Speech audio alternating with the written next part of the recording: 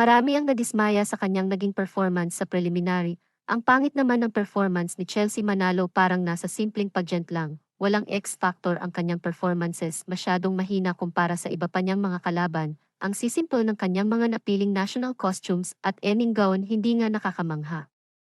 Nakaka-disappoint pa.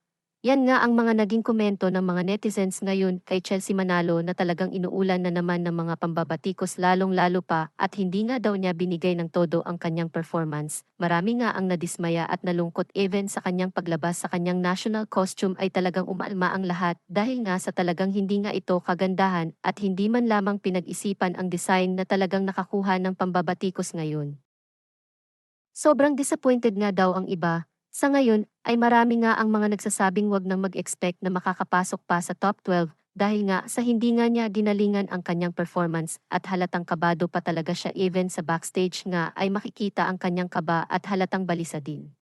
Marami ang nagsasabing wag nang umasa nga dahil maraming mga kandidata nga sa preliminary na talagang nag-stand out even sa kanilang national costumes pa lang ay binigay na ng todo ang kanilang mga performances. Ngayon ay talagang hindi na nga dapat pang umasa ang mga fans ni Chelsea Manalo at tanggapin na lamang kung ano man ang pwedeng mangyari nga sa finals.